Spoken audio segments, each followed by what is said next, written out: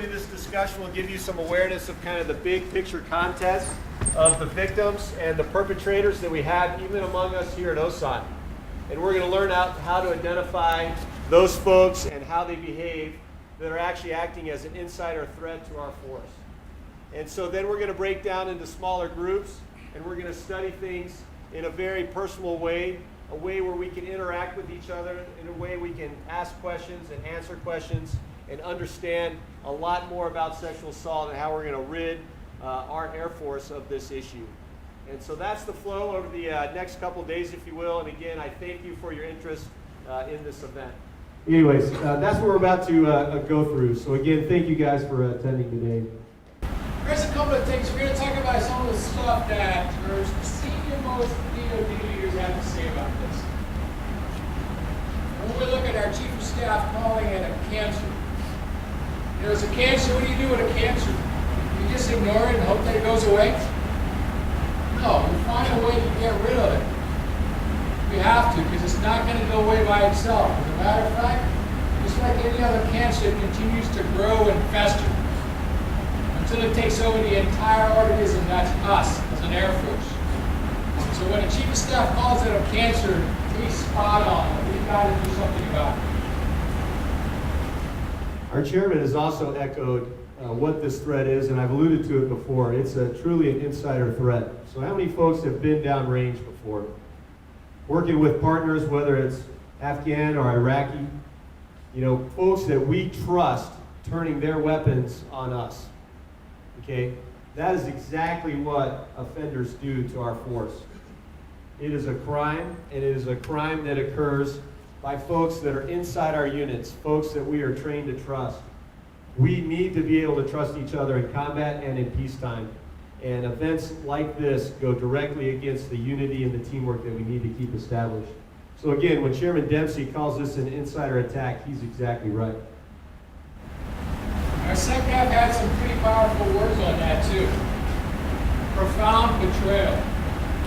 When you join the military, you join the Air Force, you join an organization where the expectation is the people beside you, you can trust them. Because we have core values, right? And parents send their young men and women, their sons and their daughters, husbands and wives to join the military. And to know that someone's sexually assaulted by folks they're working with, serving the nation, that is an absolute betrayal. When you think of it in those terms, you just can't tolerate that. We just won't tolerate that. If you look at the bottom there, that it's a scourge. We need to get rid of that. So think about that. This is an absolute betrayal.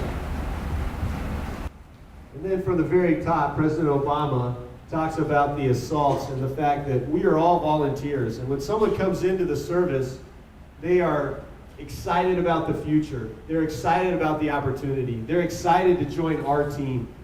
And when we assault them, when we are their trusted person, their friend, this is an absolute crime. And again, we must stop this. And so a lot of folks look at the sexual assaults as just numbers. And I know I got a lot of numbers up there, if you will. But I want to kind of bring home the fact that this truly is something inside our Air Force and at Osan that is a problem. And so while we treat symptoms we cannot see, a lot of surveys and a lot of statistical analysis has enabled us to determine that about 10% of our force has been sexually assaulted. And so if you take the size of the Air Force and you kind of boil that all down, we had about 3,000 or 200 or so reports, okay, across the entire Air Force in FY12. And so to put that in perspective, an entire 51st Fighter Wing sized group of people have been sexually assaulted across our entire Air Force. And then when you look at the number of reports that we had of these incidences, you can see it's only about a quarter of the folks actually report. Now, the statistics also show that the predators love this number. This is a crime that is not reported. This is a crime that it's hard to get caught doing. And so they take advantage of this. They know these numbers better than we do. This is their risk assessment. And they're saying, you know what? I'm going to do this, but I'm probably not going to get caught. And while that has been true in the past, and while these numbers are where they are now, these numbers are increasing. We're looking to buy down the number of assaults, but we're also looking to increase the number of reports so that we actually can pick out the perpetrators among us and change that. You can also see that for getting those investigations going, we need to have an unrestricted report. And right now, only about 12% of the instances are actually an unrestricted report. Now, I'll tell you, it takes a lot of courage to report. And a lot of people don't report because they fear that they're not going to be believed. And this is absolutely not true. Whether it's across our Air Force and specifically right here at Osan, we believe the victim and what has happened. And we will care for the victim. And we will care for them, and we will take care of the predator. And that is our promise. And that is something as all of us need to make sure that we build that trust across everybody inside of our unit organization. Because every unrestricted report that comes up enables us to go after that perpetrator, after that offender, after that person that assaulted somebody else, and then we can take care of them appropriately.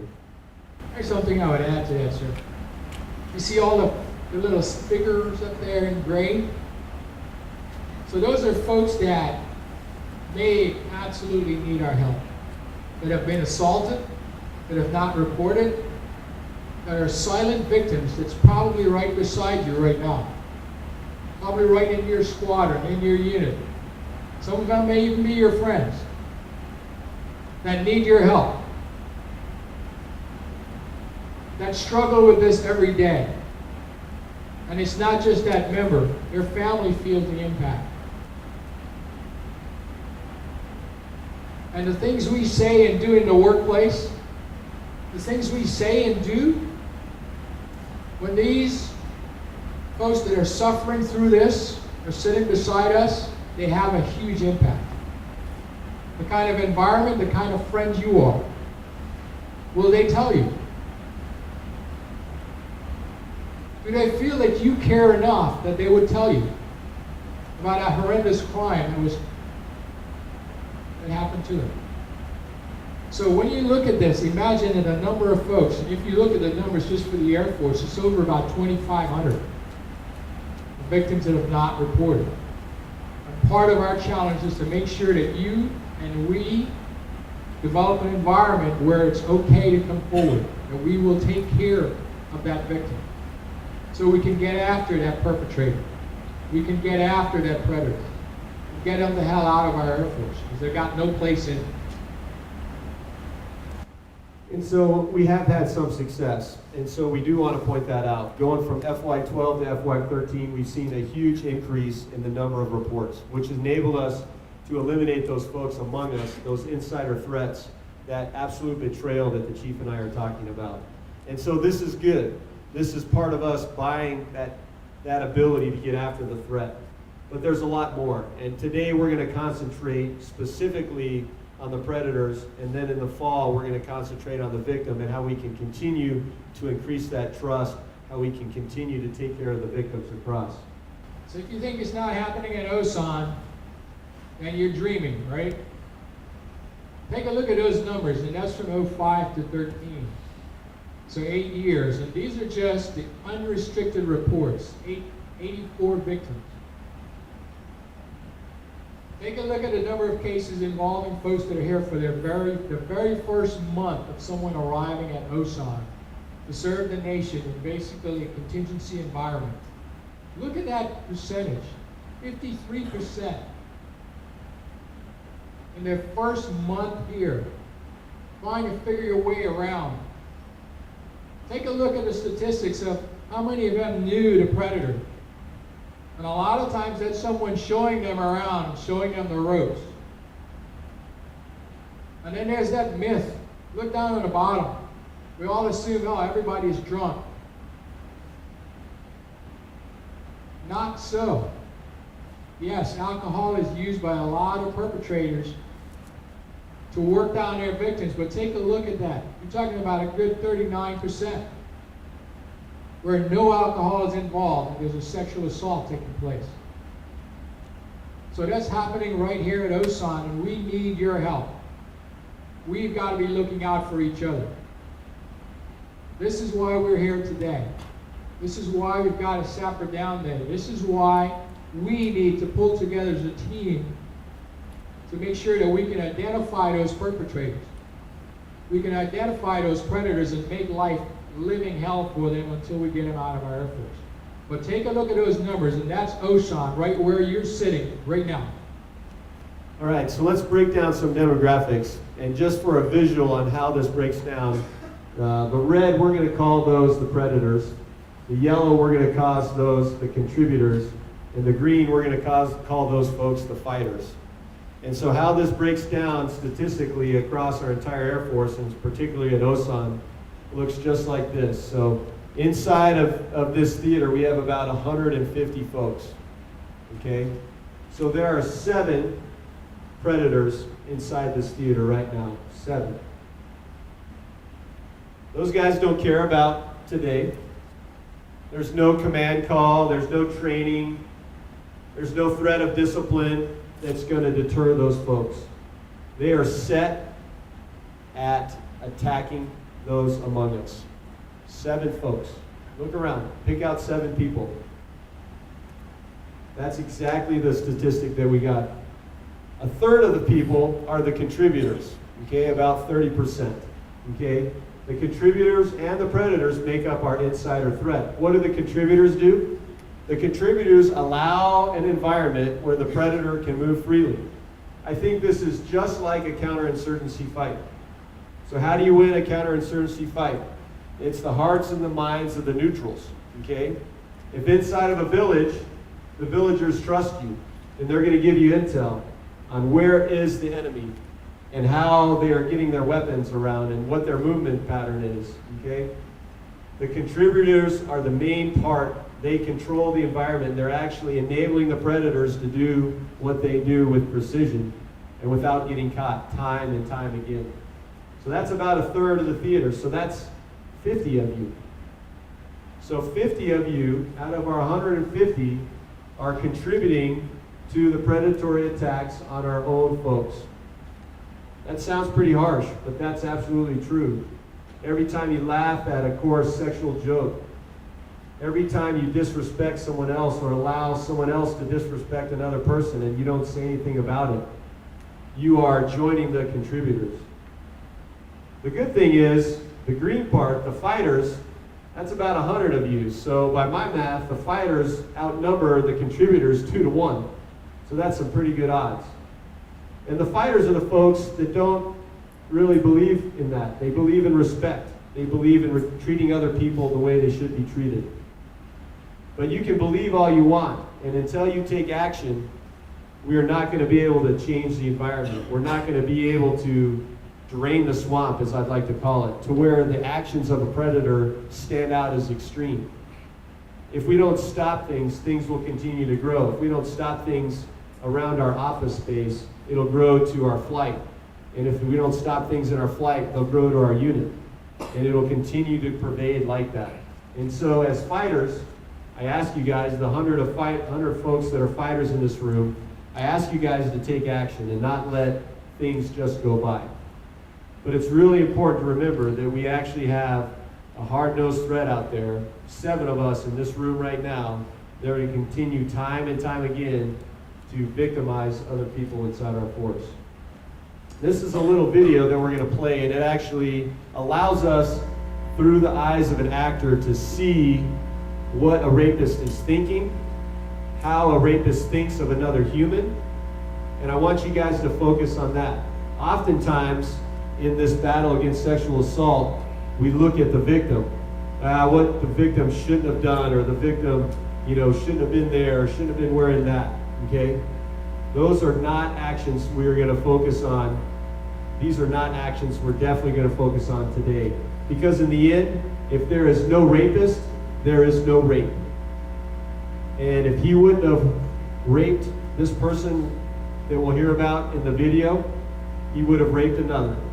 And statistics prove that over and over again. And so as you watch this, I want you to listen to his words, how he describes things, how he disregards what she's saying and what she's doing.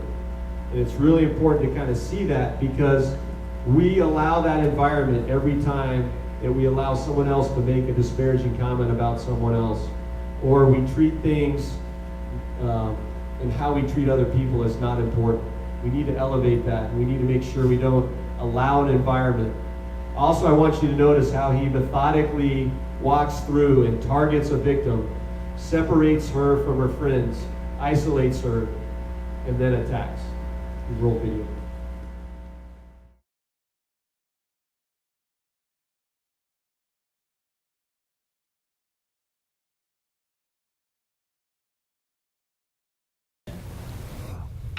I raped a woman. I don't believe that I'm a pathological sex offender, but at the same time, I raped. I met her at the bar. She was from England and had come to New York for a short time to tour with a musical review or something. When I walked in, I knew I wanted this girl. I wanted to have sex that night, and she looked like an inviting prospect. It was clear she'd been drinking before I'd arrived, and we had 3 or 4 drinks together. Our thighs rubbed together, my arm brushed against her breast. I was getting to her. We drank some more, and I grew confident that I was not going home alone that night. She was staying at a friend's place downtown, and I assumed that when we left together, it meant she was going over to my place. Once I had her out of the bar, she had no friends to help her, no one to call, nowhere to go except where I wanted her to go. We started walking, and she asked, "Where are we going?" I said, "Just walking." Knowing that we were headed in the direction of my apartment, we would stop sporadically and make out. During one heavy session, I said to her, "Come back to my place."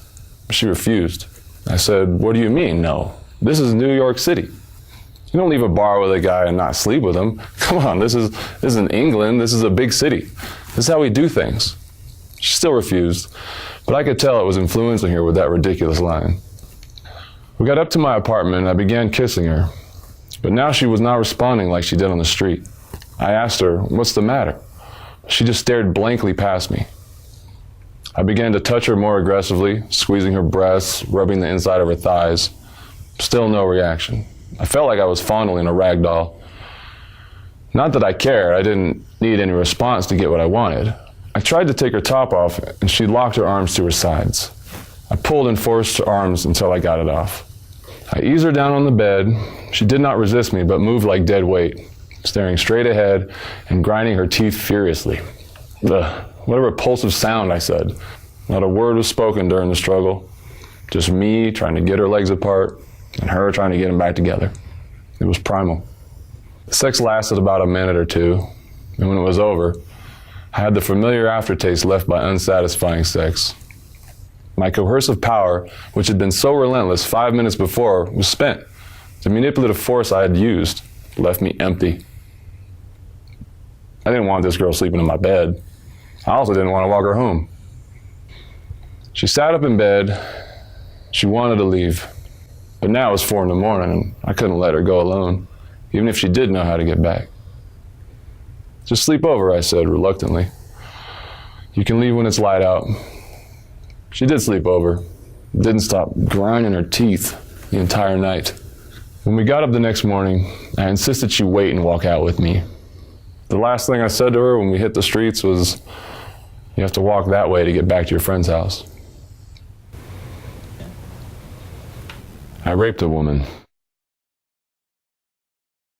If we were to assign a motto to Jack or to many men like him, it would sound something like this: "I'm going to have sex tonight. If it's consensual, that's fine, but I'm going to have sex tonight." What we heard Jack describe was a well thought out, well calculated, and manipulative plan for how he was going to accomplish his goal. Whether she consented, which he tells us he knew that she did not, didn't matter to him. You can tell from his story that what she said, what she did, and what she wanted didn't matter. He was going to take sex from her. Consider if we had only heard her side of the story. What if she told us that she met him at a bar, drank with him, walked to his apartment with him, had some consensual sexual contact with him, and even spent the night with him? It's very unlikely that we would be seeing a successful rape charge to come from those facts, even though he tells us that all of those things were true, and he raped her in spite of them. It's important for us to know that this is not about drunk sex, and there's no such thing as accidental rape. Offenders such as this one premeditate their crimes, and they choose their victims intentionally. They also use alcohol to very intentionally help disarm their victims, and they ignore the signals of non-consent. You also heard Jack describe how the victim acted once she realized what Jack was about to do to her. She was non-responsive when he tried to kiss her. He described how she just stared past him and didn't respond as he squeezed her breasts and rubbed the inside of her thigh. She tried to keep him from pulling her blouse off, but he ignored her. During the rape, she ground her teeth together, stared blankly past him, and did not respond or participate. What Jack describes here is a common response to trauma, a frozen fright response. Jack told us how terrifying it must have been for this young woman from a different country to be forced into a sexual act by someone she had just met. Jack said that for all she knew, she could have just as easily been killed by him. You might find yourself saying, if that was me, I would never have done that, or I would have done this. We respond like this in part because none of us wants to believe that this could ever happen to us. So sometimes we judge what the victim did or didn't do. We play Monday morning quarterback. The truth is that no one knows how they will respond to a traumatic situation, such as sexual assault, until they are faced with it in their own life. Beware of this tendency to judge victims for what you think they did wrong. What matters is that we understand who put them in the situation and caused the trauma in the first place, the offender. In this case, it was Jack.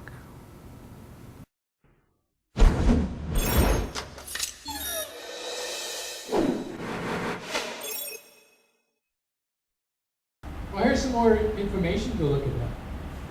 You think that was the first time Jack ever did that? You think it would be the last time? Well, he was caught, which we were happy for. But a lot of times, that's not the first time, and it's not going to be the last time. And we need to make sure that we're stopping these predators. If you look at those numbers up there, they have a slew of devastation behind them, or ahead of them. And when these things happen and we don't have the type of environment where a victim feels comfortable coming forward to help put a stop to it, then we create what you see on that slide. 4 victims, 5 victims, 7 victims, 8 victims, sometimes even more. Because each is afraid to come forward. Because as the statistics tell us, many times they don't think that we would believe them. And that's why we're talking about this Saturday, to make sure we've got the right environment. Why do they do this? You think it's just for sex? No, it's a power game. And a lot of times, let's bring it home to Osan. Sometimes that power is not just physical. Sometimes it's, oh, you've been drinking, you're underage. You better come and spend the night with me because you know your career could be over. Are you married? And you were out, we were having fun, and you kissed me. You better sleep with me because you know what? If your husband finds out or if your wife finds out, what do you think is going to happen? It's a power game, and they own their victim. It's not accidental. That's nonsense. It's planned out. They know what they're doing. So when you look at those, look at that up there. Humiliate the victim. Because if we don't have the kind of environment where the victim feels comfortable coming forward, then that victim has to walk around every day. And that perp's right there, watching and smiling and laughing. So we've got to make sure we're putting a stop to this and make sure we've got the environment where victims can come forward and come to us. And we want to encourage that reporting. And we're seeing a great turn where we're seeing more reports coming in. And we have to encourage that. We've been talking a lot about perpetrators, about our offenders, but what about our contributors? And as we look at these different characteristics, I'd like us to look at it from a perspective of not only the predators, but also from the contributors. And I'd like you guys to take a look at the top 2 and the bottom 1 there, and ask yourself, Are these habits, are these things that I condone in our workplace? Do I participate in these things across, every day and in front of my friends? And you might answer one way if I go, hey, what do you do in uniform on base? But what about when you take the uniform off and you go off base? Or how do you talk when you're in the locker room? Or how do you talk when you're in your dorm room with your buds? So do we have an environment to where we are respecting folks 24/7, no matter what? Because we don't have an on-duty, off-duty mindset when it comes to sexual assault and preventing it. And we definitely can't have an on-duty, off-duty mindset when it comes to the values and the standards that we uphold, because our environment is around us all the time, 24/7. Just like our teammates are around us all the time, and just like the predators are around us all the time. It's that environment that the contributors are contributing towards that allow the predators free access to move and target their victims, and we need to, again, drain the swamp, and that swamp needs to stay drained 24/7. So as you look at this, just think about, am I like this? Do I contribute to that? Do I do it personally? Do I do it virtually? What are the Facebook accounts of my friends what do they look like? What are the pictures that I have? How do I talk about other people?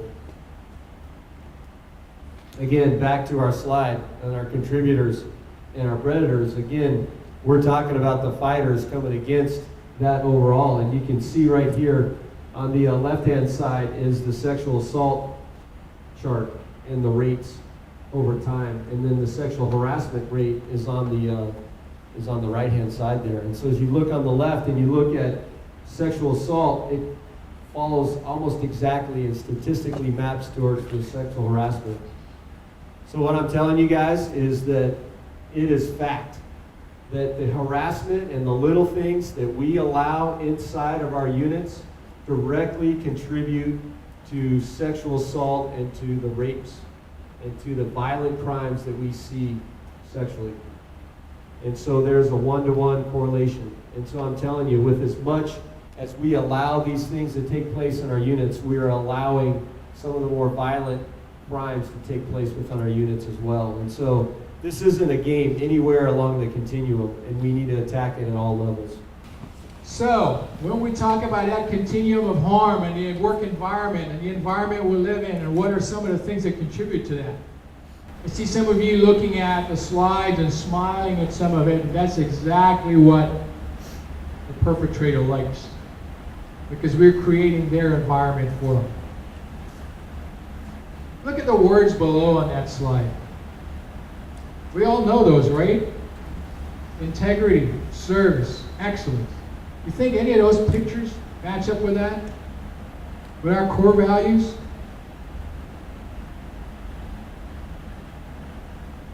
These are real pictures. These are real things that were found the last time we did a health and wellness inspection. These are real things in the workplace. Those are real things airmen are doing. Acceptable? No. And this is where you come in. Remember the chart the boss just showed you with the folks in green? Okay, in that little box? You can't tolerate this. Because when you do, it's a big smoke screen. It becomes hazy in the environment, in your work environment, what's acceptable and what's not. Do we then have sex jokes? Do we have touching? Do we have inappropriate touching? Do we talk about sex? Are those workplace conversations that we should be having? You know, when you've got stuff like this in the workplace, it becomes easier to do, and then it becomes confusion.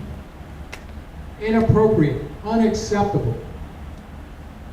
As Col Leonard talks about draining the swamp, that's part of draining the swamp. So when you walk around your environment, is it acceptable? Is it acceptable for you to wear a t-shirt that's got that on it? In or out of uniform? Should it be on your Facebook? Is that what you stand for? Is that what we stand for as the United States Air Force? The continuum of harm. When we allow this to happen, we slide into that yellow box and become part of the contributors. for the folks in the red. They love us for that, because we just confuse everything. The other thing I wanted to highlight with this slide, you particularly look at that picture in the middle on the right-hand side, and you go, hey, that's the way it always was, right? This is acceptable. Why is it all of a sudden no longer acceptable? Well, I tell you, degrading other people has never been acceptable inside our Air Force. There's things that we've learned over the last couple years, and I'm glad we have, and we're changing. I'll tell you, when I came to Osan, I went out and saw an A-10 that had some art inside one of the doors I thought was totally unacceptable. And I asked folks, hey, what's going on with this? And the answer was, yeah, we did this scrub of all the different nose art, and these 5 were okay. And I said, would you be proud of that? Would you write home and go, hey, this is my jet, look what I painted on it? Is that acceptable in front of our spouses? Is that acceptable in front of our kids? Is that acceptable in front of our nation as we say that we're the Air Force and we're all about integrity and service and excellence? And so things are changing, things are different, things that maybe were acceptable when you guys grew up are no longer acceptable. And that's very important, and we need to tell every one of the predators by our actions that they're no longer acceptable as well. And so I'll show you along the continuum of harm how this plays out. And so how does a predator take the environment and use that to move and target a victim? On the left-hand side, we're talking about behavior and grooming, and then we get into the actual event itself. We're going to be talking about the right-hand side in the fall, but I wanted to concentrate on the left-hand side for you. So here's kind of the overall flow when we look at behavior. Okay, so a predator out there isn't just randomly, hey, I'm going to rape somebody today. They're actually thinking about it. They're pretty smart. They think through it. They strategize. They come up with a plan. Okay?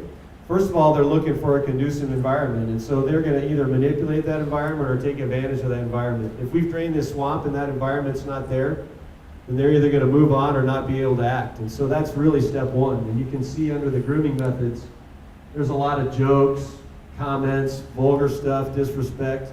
You can step in right here and completely eliminate that environment. So let's say that's already there. Next step is we're going to identify a target that's out there.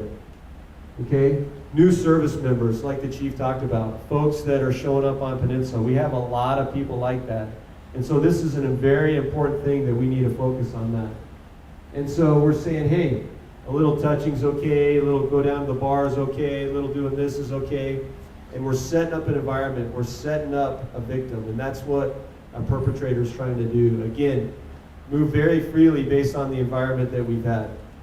Fortunately, we've done a lot to change that environment here at Osan. We've eliminated juicy girls and trafficking human persons, and we've been able to say, we don't accept that. We don't accept it off base, we don't accept it on base. We respect people. And then third there, in that third column right there, plans, contact points, opportunities. It sounds like a campaign. It sounds like a battle plan. It sounds like a strategy, but it's absolutely not aimed at doing good. It's aimed at doing harm. And then we talked about alcohol, drugs, coercion, threat. And it comes in a lot of different forms. And I want you guys to keep in mind that, like the chief reviewed earlier, 61% involves alcohol. We are really shocked at that. If I had to guess, I would say a lot higher. But what this tells me is that there's lots of other ways and there's lots of other things that we can do to change the environment and to buy down this risk and to identify perpetrator actions to where they're just starkly wrong. We can set the environment that does that. And you guys have that opportunity.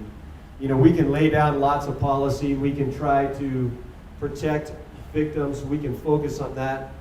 But I'll tell you what's really going to change this is for each and every one of you guys, and you've heard my beware of dog speech before, but it's really important because we can sit up here and go, put out every sign, beware of dog. Hey, this is what an offender looks like. This is how they think. This is what they do. Beware of that. Also, beware of the fact that we have all these policies and we're going to discipline the offenders just like this, so don't do that. That's not going to stop them. It hasn't stopped them again and again and again, as you saw in the earlier statistics. But what does stop folks is the fact that you have a bulldog out there on the front porch and they go, yep, yeah, beware a dog, there's one sitting right there.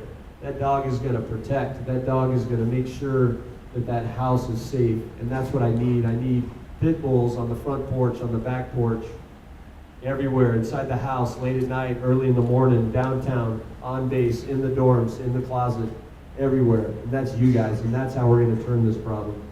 Here's some stuff that we've got for victim assistance. And everything that you see up there applies for both a restricted and an unrestricted report. The big difference comes down to the last line there, continued support. That the unrestricted report leads to an investigation, and quite often prosecution. But even so, for someone with an unrestricted report that's leading down there, if that victim at any point feels, you know what, I just can't do this, I don't want to testify, I don't want to do that, they could raise a hand and say, you know what, I'm done. They have that right. They have that right. Not an option, they have that right. So we even have a special victims act that takes care of it. And the more we can continue to encourage folks to come forward so that we can get after perpetrators, it's better. Because we can talk about a hardened target all we want. If we can take out the enemy, that's the best thing for us. So look at all the options on there that we've got, and I'll tell you what, a lot of those only came about in the last few years. And it's been an incredible accomplishment. And I'm so proud of our DoD and of our Air Force that's led on some of these. We're taking care and shifting this to take care of victims, to go after perpetrators. So you've got to know these things. So that if someone comes to you, if a victim comes to you, that you can provide the support, the emotional support, and the advice and the help. I'm going to kind of walk you through what the Air Force strategy is, but I really want to bring it down to home because it's really important that we understand where our service is going and how we fit into the big puzzle.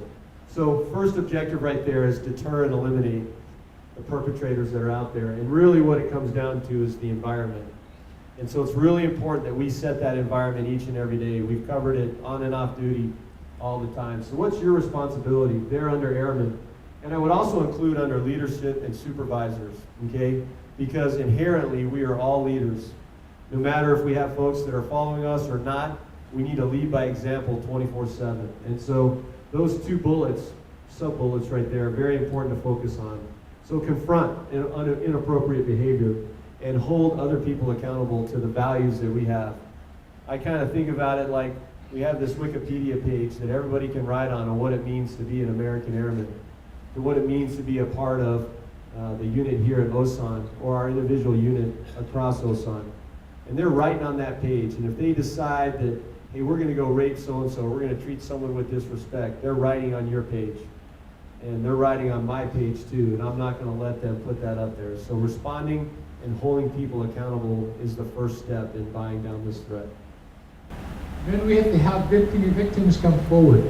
You see a piece in red there. Faith and trust in the chain of command. And a lot of times when we hear the chain of command, we think that guy standing over there, right?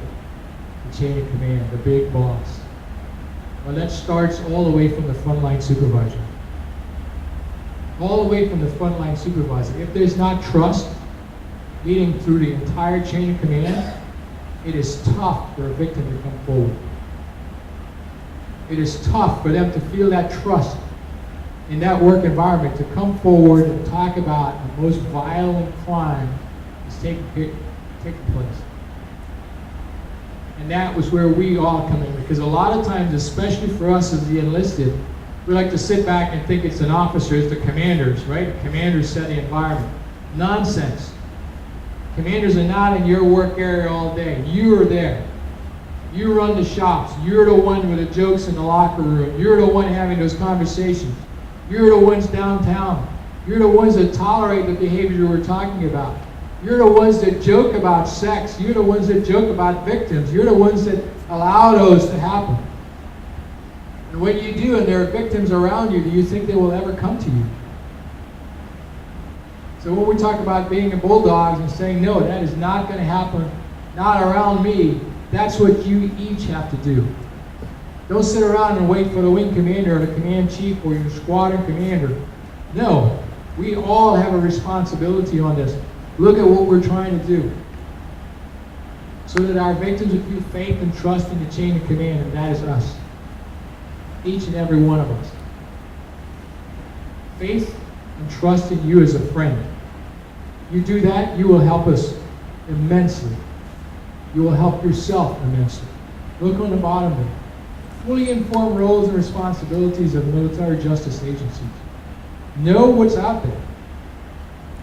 A lot has changed in the last year, and there is a lot of support for victims. You should not feel alone. You should not feel afraid to come forward.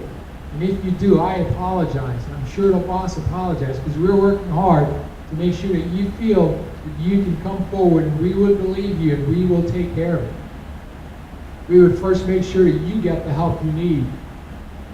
That is first and foremost in our minds.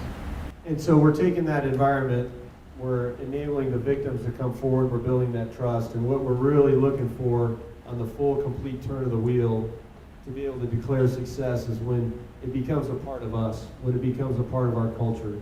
And where we don't accept these values, where we're holding folks accountable. You can see that again, holding our peers accountable, holding our subordinates accountable, holding our seniors accountable, and then effectively establish a climate of dignity and respect and leading by example. That's success. And that's the way the Air Force is going, and that's the way we're going as well here at Osan. And our ultimate goal is to take a picture like this where we're out in the swamp, the predators are moving around, we can't really see clearly, we don't really understand what's right and what's wrong, and clear that up to where folks that are treating people with disrespect stand out, that those are extreme examples. And so if you can think about the history of our Air Force and how we have continued to reinforce the respect of people, how we have been the champions of equality and respect throughout time, just think back about that and how there are certain things that we've been able to change to where if they came back into our society, they would be seen as extreme.